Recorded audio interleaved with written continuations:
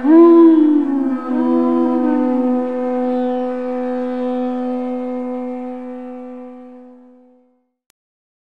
this is the 7th canto, chapter 11, text. There is a series of verses here, but we are only doing one. And it's from text 8 to 12. But we are only doing one, otherwise, if we read all the text with the word by word, then it will hijack the whole class. So, but we'll get an idea what it's all about just by reading the first verse. Om Namo Bhagavate Vasudevaya.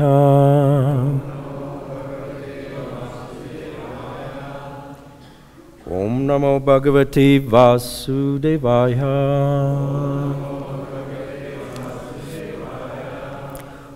Om Namo Bhagavate Vasudevaya.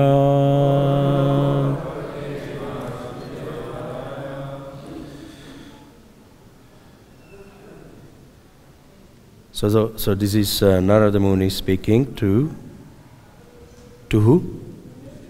Maharaj Yudhishthira. This is just to test if you are remembering what we discussed yesterday. So we only read the first verse. The temple president authorized me to do so.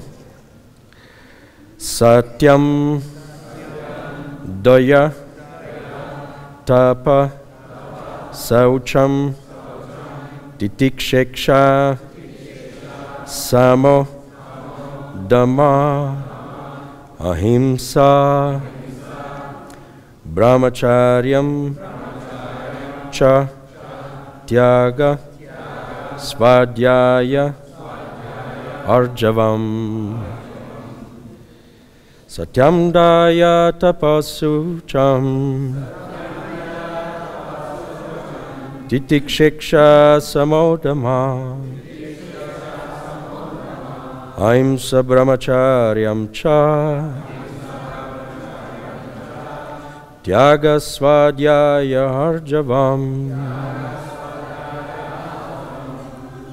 Gentlemen, by all human beings, truthfulness, mercy, austerity, observing fast on certain days of the month, bathing twice a day, tolerance, discrimination between right and wrong, control of the mind, control of the senses, non-violence, celibacy, charity, reading of the scriptures, simplicity, satisfaction, rendering service to saintly persons,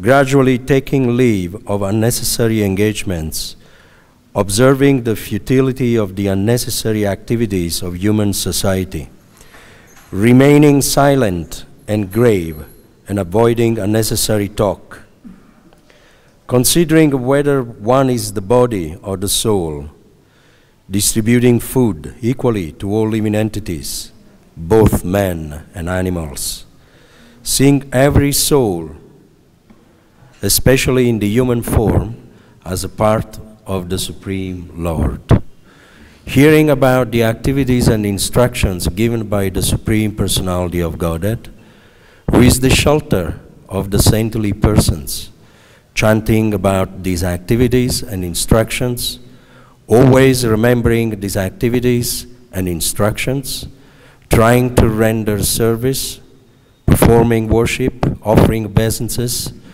becoming a servant, becoming a friend, and surrendering one's whole self.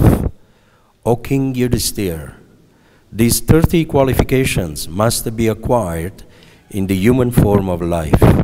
Simply by acquiring these qualifications, one can satisfy the Supreme Personality of Godhead. Purport by Srila Prabhupada. In order that human beings be distinct from the animals, the great Saint Narada recommends that every human being be educated in terms of the above-mentioned 30 qualifications. Nowadays, there is propaganda everywhere, all over the world, for a secular state, a state interested only in mundane activities. But if the citizens of the state are not educated in the above-mentioned good qualities, how can there be happiness? For example, if the total populace is untruthful, how can the state be happy? Therefore, without consideration of one's belonging to a sectarian religion, whether Hindu, Muslim, Christian, Buddhist, or any other sect, everyone should be taught to become truthful. Similarly, everyone should be taught to be merciful, and everyone should observe fasting on certain days of the month. Everyone should bathe twice a day, cleanse his teeth and body externally, and cleanse his mind internally by remembering the holy name of the Lord. The Lord is one, whether one is Hindu, Muslim, or Christian.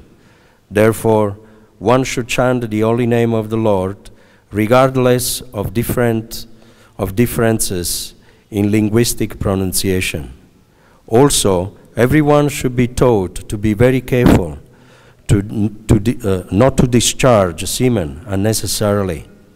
This is very important for all human beings. If his semen is not discharged unnecessarily, one becomes extremely strong in memory, determination, activity, and the vitality of one's bodily energy. Everyone should also be taught to be simple in thoughts and feeling and satisfied in body and mind. These are the general qualifications of a human being. There is no question of a secular state or an ecclesiastical state. Unless one is educated in the above-mentioned 30 qualities, there cannot be any peace. Ultimately, it is recommended.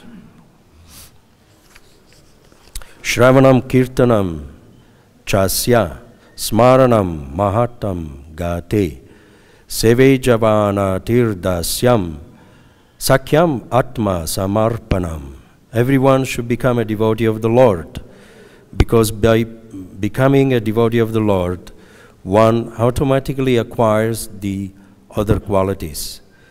Yashasti bhaktir bhagavati akinchana sarvar gunaistatra samasate sura arava bhaktasya kuto mahat guna manoratena sati davato bahi. In one who has unflinching devotional service to Krishna, all the good qualities of Krishna and the demigods are consistently manifest. However, he who has no devotion to the Supreme Personality of Godhead has no good qualifications, because he is engaged by mental concoction in material existence, which is the external feature of the Lord. Bhagavad-Gita 5:18-12. Our Krishna consciousness movement, therefore, is all-embracing. Human civilization should take it very seriously and practice its principles for the peace of the world.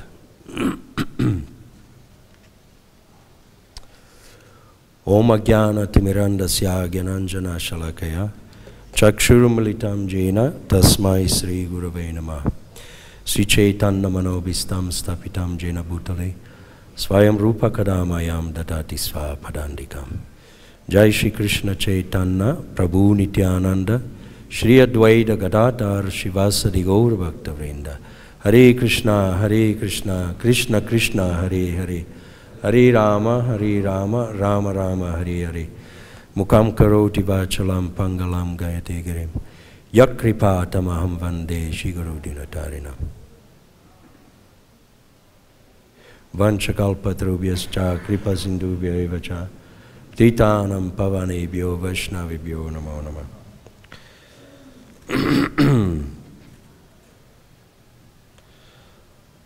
Please grant me some blessings that I can say a few things on Narada Muni Prabhu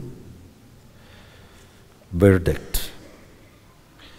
So this is very interesting passage of the Srimad Bhagavatam.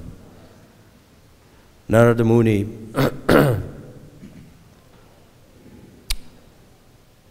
is addressed actually as Bhagavan, very often non-different from God. Of course, he's a devotee of God, but is one of the supreme principle in the Panchatattva. He represents actually the perfection of the jiva, the living entity. And he gives intelligently the essence. This, like for example, those verses that he's giving to Maharaj Yudhisthira, they have an hierarchy. The very first one is this one, which represents the t-shirts. You know, when you dress in the morning after bathing, you first put on a t-shirt. You don't put on a coat, and then you are naked underneath. The coat represents Dharma or devotional service. But this verse, it's actually the t-shirt, is the essential dress for a devotee. So first things comes first. It is something for the living entities to understand how to differentiate themselves from the animals. So this is the ABC of the instructions that he's giving. This verse has got nothing to do with Krishna or Sambandha Gyan, our relationship with Krishna. It's nothing to do of being devotee. This verse is just to step up on the platform of a human being. And what are these qualities that is demanding? It's Satyam, the very first one.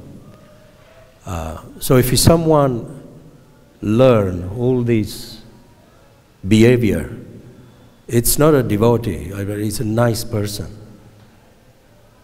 It's just a nice person. So we can imagine how far. Of course, later on, if you want to understand a bit more, Narada Muni later on gives the next behavior, and then the next one, and the next one. So he says, Satya, one should become truthful.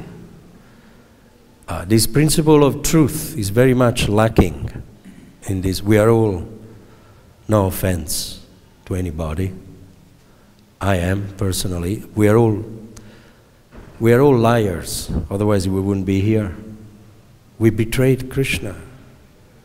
No matter how close we were to Krishna, I mean, you look in the pastime of Jesus, a great devotee like Peter, the very first disciple, and he lied. When it comes to the crunch, of whether comes first, ourselves, or Krishna, or God, we always put ourselves first. So Peter, he denied Jesus. The Romans, they asked him, who do you belong to? I think we saw you following the rabbi, Jesus. And he said, no, I have got nothing to do with him. So you could see that very close disciple. But Jesus predicted that actually you will deny me, but not just once, 3 times. So he lied. Shri Shri Gaunitai ki, Shri Shri Radhesham ki, Shri Shri Radha Shamasundara ki jai. So he did that to not be crucified. It is said in the Manu Samhita that a person who is a liar is it's born in the future of Kali, is born no more than 1 meter higher. People who are tall, it means they've been truthful. Like Maharaj Yudhishthira was very tall. He represented the embodiment of truth. He never lied. Of course. So when we all have been in the womb, we've been suffering. You know, there's a passage in the Bhagavatam that we are all tested by Krishna. That at some point, you know, the suffering is so unbearable that we can't take it anymore. We are eaten by the worms. We're feeling suffocated. And then we have a darshan of the Paramatma. We start to pray to the Lord in the heart.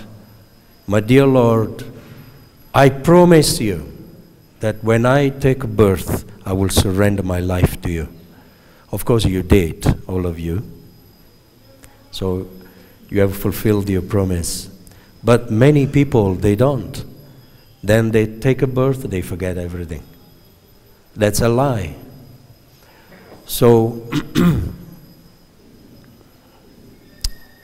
it is very difficult principle to maintain, to be a truthful person.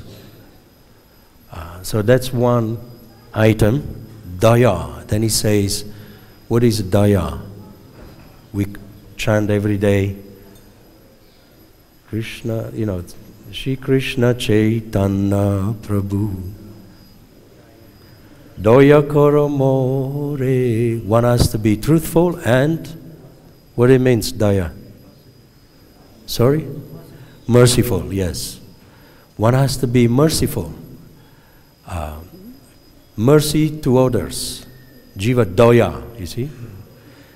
That is why this movement, it's actually based on compassion. We preach to those who are unfortunate and we give them this mercy. Daya is a very important quality of a devotee. If you are not merciful, then you are not a preacher. And it says that a Madhyamadikari, if you want to preach, you have to be merciful towards the innocent and the ignorant. You make friendship with devotees. And you have, this is a symptoms of a Madhyamadikari, a preacher. He has some faith in the holy name, in the deities, and is very strong with the philosophy. So this is the symptom of someone who is a preacher. If you don't have that daya in your heart, then you're not a preacher.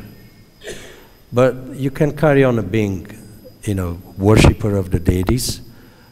You can carry on, do whatever you want to do in Krishna consciousness. Krishna is not a Taliban that he will punish you. You know, that if you don't have a mercy in your heart, then I will punish you.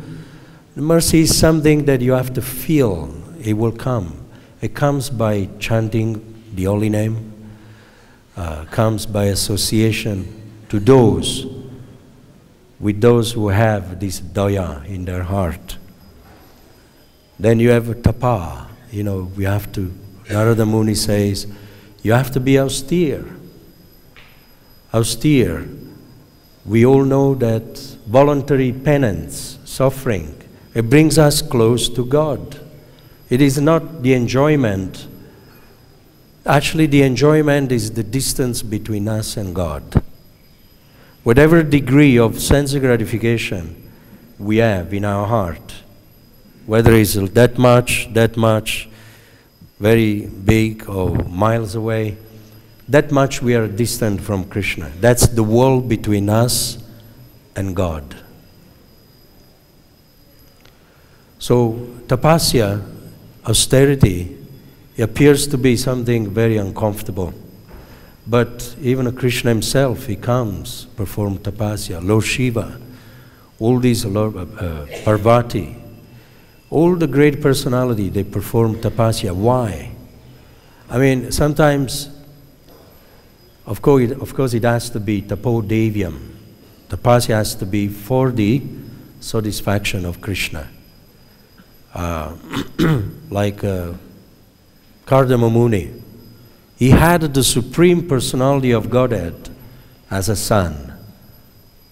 But his tapodevyam was higher than the association of the Lord himself. Right? When he grew up, so he told his son, you take care of your mom, I'm going to go to the forest. For who? For what? For us. He performed the tapasya to satisfy the Lord and to deliver us. So tapodevyam, it is to be understood that great realizations, they're only born in the field of suffering.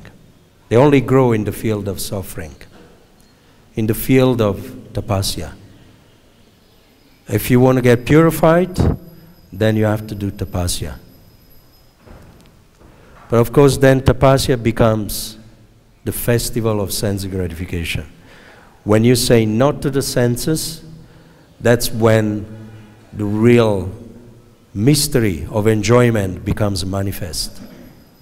See, in spiritual life, everything is the other way around. That's why Krishna says, what is a night for the sage, it's daylight for a materialistic person. And what is daylight for sage is a night for a materialistic person. So tapasya that we perform, it may be something very uncomfortable and very unacceptable for mundane people, for a materialistic person, for demons, because they don't understand. They see the surface of it. It brings discomfort to the body. It brings, you got nothing, isolated.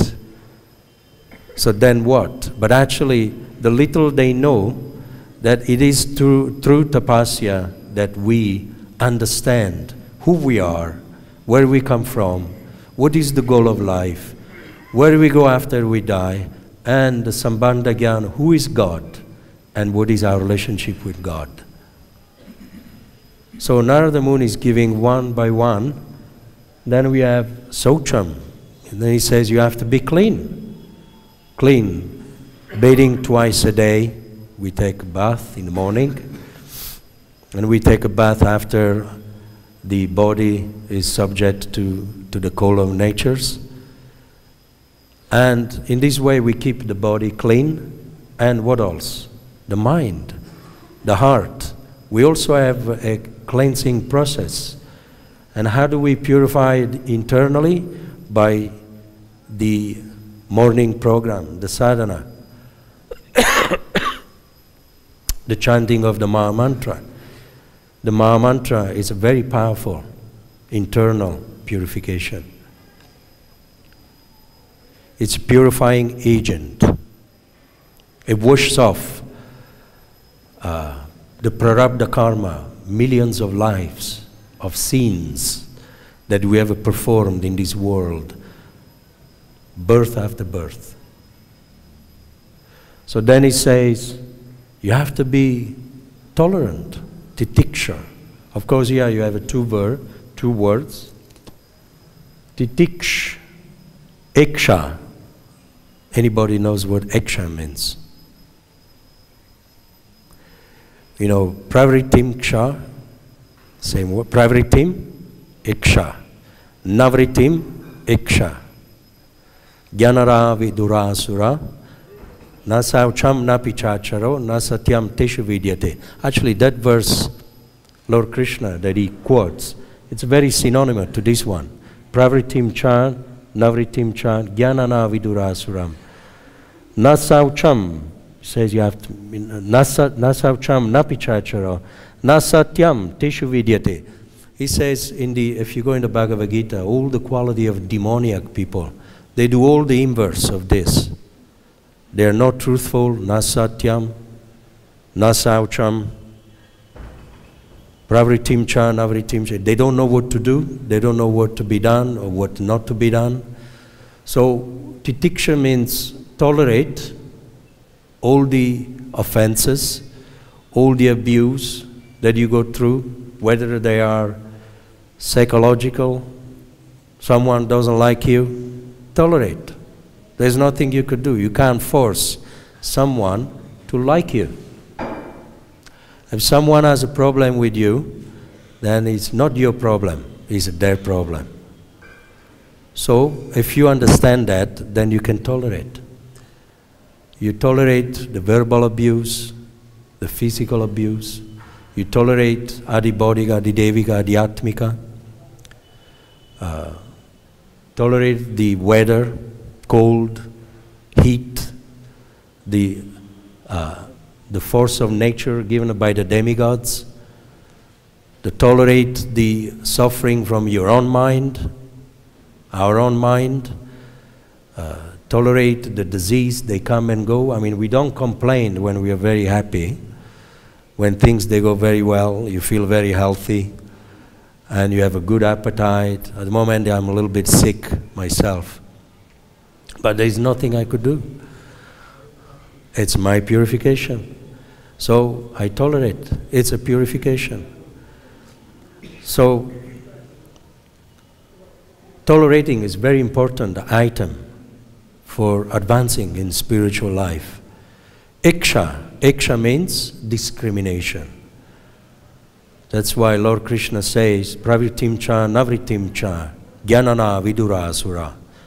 The asura, they don't know how to discriminate between good and bad. Iksha.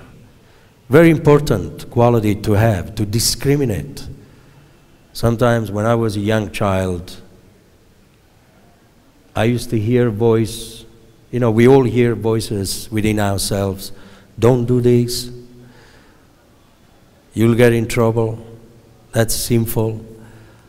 And I was brought up in a Catholic monastery, and I would ask the nuns, I hear this voice. I said, oh, those are the angels.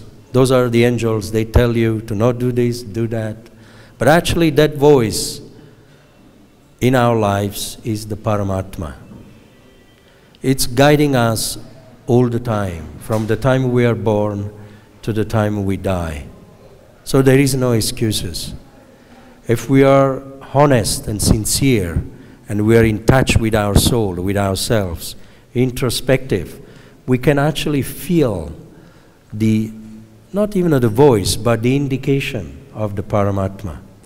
And helps you, it comes into, it says, it comes into the manifestation of Vasudeva, the intelligence.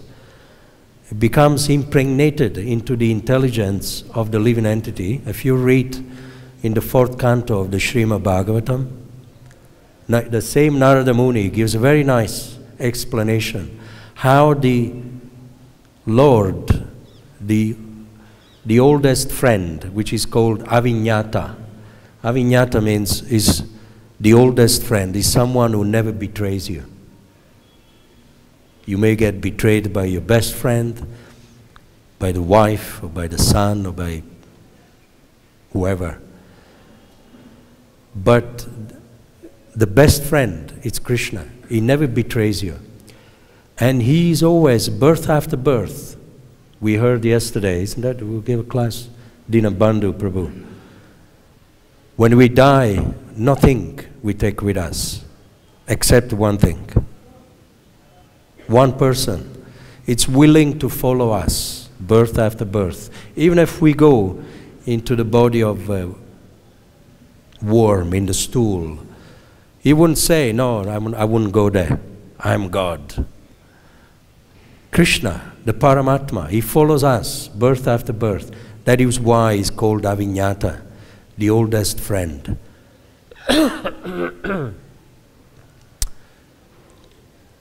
We can trust him.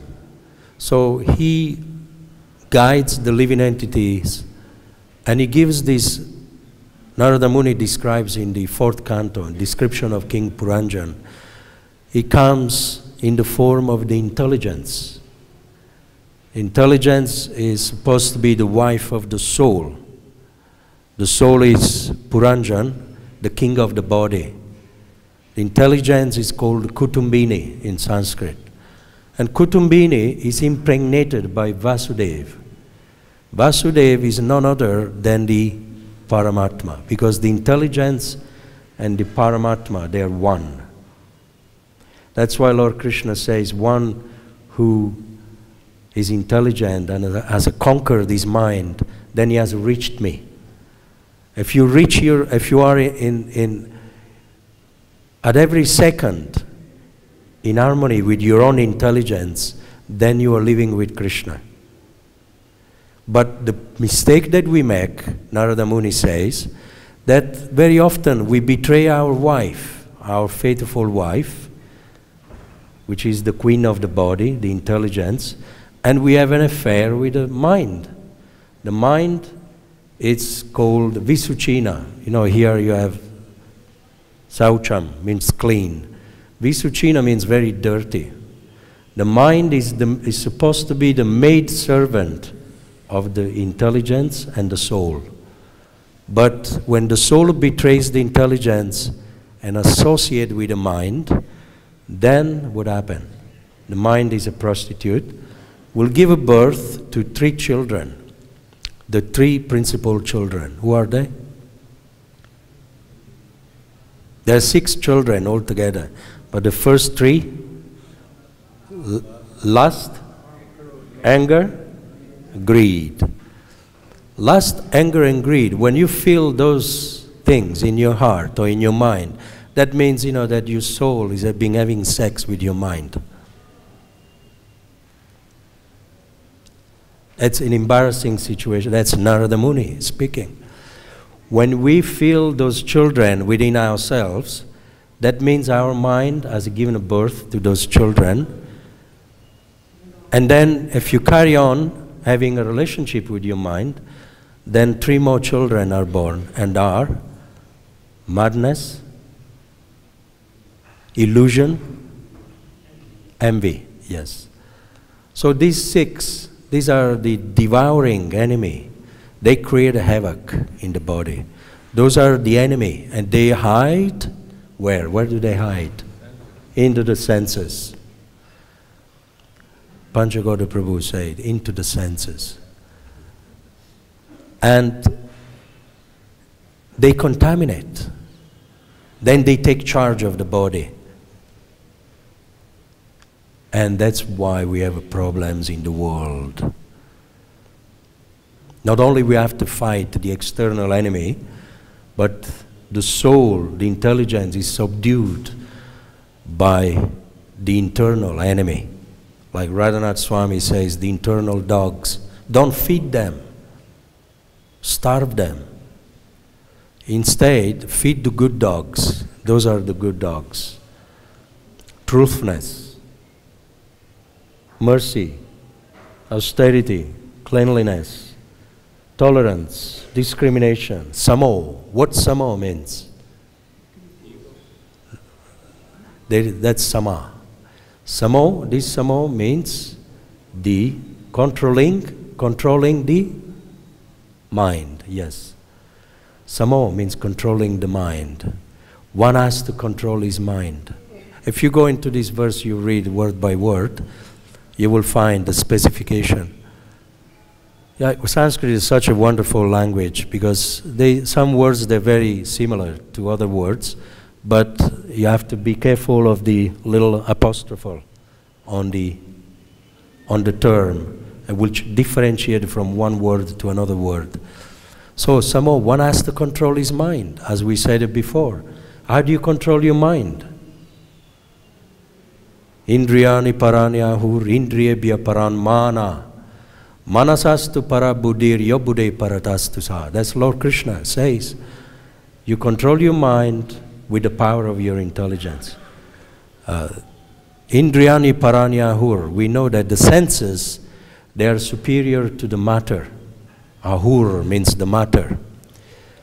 And indriyebhya paran mana, higher than the mind, higher than the sense, is the mind. Mana, that's another word for mana, samo, same thing. Samo means actually controlling the mind. And manasastu para buddhir. Para means superior, you see. Para. There is something superior to the mind. Buddhir, the intelligence. Yo buddhi paradastu saha, Lord Krishna says. Then higher than the intelligence is the haha, the soul, the jiva. And what else is higher than the jiva? We spoke before, the super soul. So this is the hierarchy. If we don't control the mind, then what's going to happen? Uddharedatmanatmanam natmanam avasadayet atmaiva atmano bandur atmaiva ripuratmana ripurat. Then the mind becomes your worst enemy. If the mind is under control with samo, then it becomes your best friend. The mind is very happy to be the maid servant of the intelligence and the soul. That's the constitution. That's like when Prabhupada says, a servant is just, you can't make a servant a king. He doesn't know what to do with the throne, with the power. But he's very happy to serve. So you can't make your mind a king. You can't make a slave a king unless, it's ordained by the providence. But the constitution of the mind is very happy to give service and pleasure to the intelligence and the soul. Dhammo. What is Dhammo? Samo and Dhammo. Dhammo means controlling the senses. We have to control the mind, we have to control the senses. Uncontrolled senses, it's the cause of disturbance within the body. People, they first of all, before they declare war, before they bully external individuals or society, first of all they start to bully themselves. With what? By abusing themselves. People, they drink, unrestricted sex, they eat all sorts of nonsense. Uncontrolled senses, it brings your vitality of goodness down. You become actually impotent. A wicked man, we call it. A wicked man, then he feels frustrated. And he thinks that in order to get back to his peace of mind, he has to externally bully other people or give a trouble to other people. He creates a disturbance for either a family or society or for another country. That's why you have all these wars. You get all these big leaders. They appear to be very intelligent, very peaceful, but actually they are not self-controlled. Because charity begins at home. If you want a peace in the world, you have to first of all introduce peace within yourself. And how do you become peaceful? By controlling the senses, Dhammo. Then what we have next? Ahimsa. Narada Muni says, we all know what it means, ahimsa. Non-violence. Ahimsa means you don't do violence to other living entities. But you see the hierarchy, he's very clever the way he preaches. He doesn't say first ahimsa and then Dhammo. First comes non-violence and then self-control. He's that's why Prabhupada says we have to actually read the words of the Acharya in a very articulate way. They have a hierarchy within themselves. First comes the control of the mind, the senses. First you control your mind, then your senses. Then you will achieve what? Non-violence.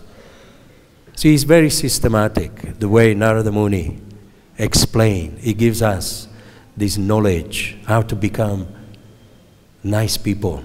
Not nice devotee, but nice people. Because to become a nice devotee, you have to read the next verses.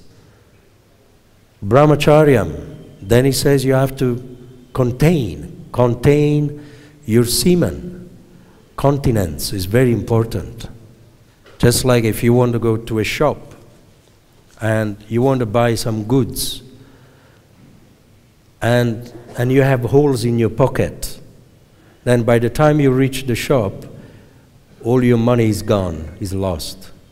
Then the time you want to buy something, you got nothing. Of course, this is a crude example. But spiritual life is like, if you want to practice spiritual life, but then, you know, you lose a semen, the money, the gold, the substance within your body. Then, when it comes to perform tapasya, when it comes to get up early in the morning, you can't do it. People, after sense gratification, the empire of the body, because we are carrying around an empire. That's what Narada Muni said. It's a city with 9 gates. But if you let, you know, the rivers of the energy go away from the city, then the city becomes very vulnerable, very weak. Then at the time you want to buy some spiritual advancement, you got nothing. So therefore we have to practice brahmacharya. Either we are grihastha, brahmachari or sannyasi. It's important item in spiritual. Cha means also. Then he carries on. Tyaga. What is tyaga means?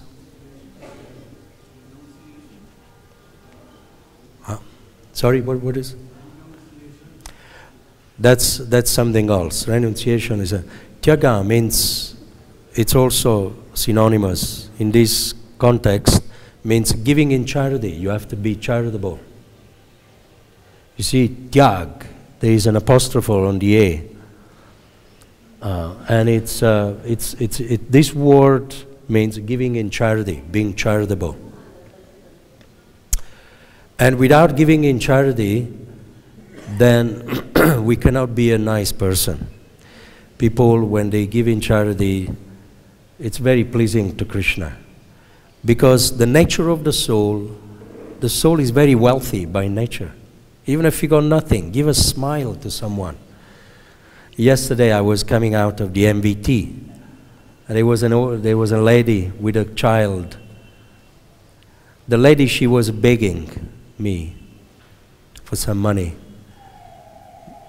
And the child, so I was just about to go through, the child gave me a smile, but then he turned his face. It was a beautiful thing to give. So I stopped and I gave something. And made me thinking, even if you have nothing, doesn't cost anything to be kind to someone. Give a smile to someone. Give a good wish. The nature of the soul is to give, whereas the nature of the mind is to take. Dusparina nalina cha. The mind is always taking. We're all taking in this world, isn't it? We take food every day, we take oxygen every day. We are takers, all of us. We take advantage of situations, we take jobs, we take stipends, money, or we take clothes, we take a house for ourselves. But it's nice to also be grateful and give something back. So this is when you give, you're happy. When you don't give, and when you take, you're miserable. And then svadhyaya. What is svadhyaya? Svadhyaya sometimes comes on its own, svadhyaya, which means reading of the scriptures. One is recommended to read the scriptures, holy scriptures. And Srila Prabhupada describes here Bhagavad-Gita, Srimad Bhagavatam, Chaitanya Charitamrita, Mahabharata, Ramayana, because that's where the good spirit is from. How do you become a spiritual person? Either by hearing from a sadhu who has learned from the scriptures, or by reading the scriptures. That's how you become spiritual. In Italian we say, in Latin, inspirazione. It's a Latin word which means inspiration. In you put your spirit of the Holy Book. When you hear from the scriptures, you're putting in good spirit. But when you hear TV, or when you read the news, or when you hear Prajalpa, in you are putting contaminated spirit. So whatever you drink with your ears, or read with your eyes, that's what it makes you. That's why we say a sannyasi, a saintly person, it's very pure, it looks very effulgent, very beautiful, because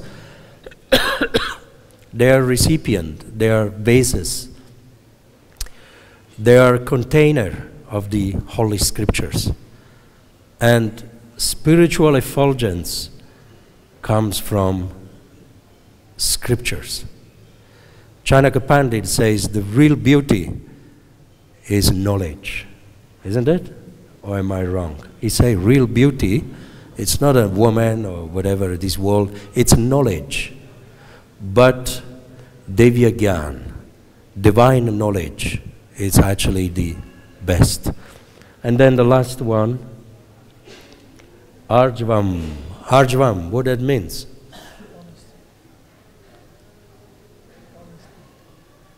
There is something, you know, when you say someone is very, that person is very, it's not complicated. What do you say?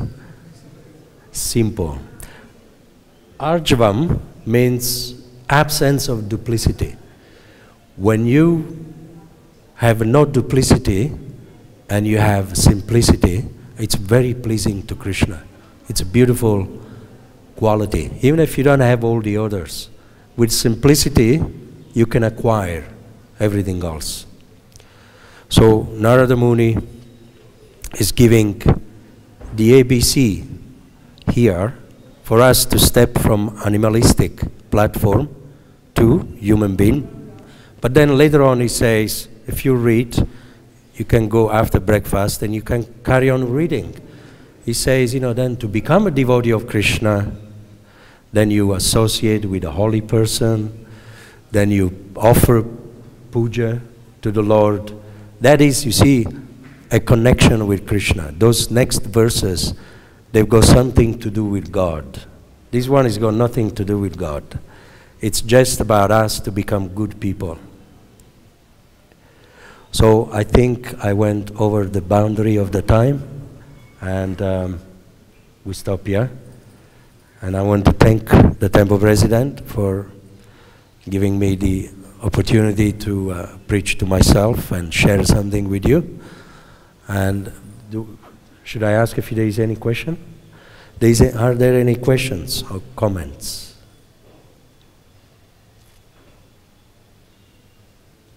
Yes, Panchagora Prabhu.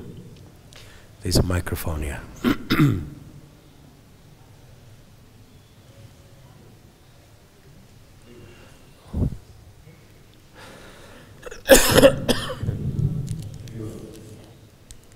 Very nice class. It seems like it's a big task to come to all these qualities of controlling the mind, controlling the senses, being kind and merciful and benevolent, simple, and all the qualities you've read. They're definitely ideal. But we're pretty much driven by the mind. So who's making these decisions to, not break rules and regulations or not be angry or envious? Is there a medium between the intelligence and the mind?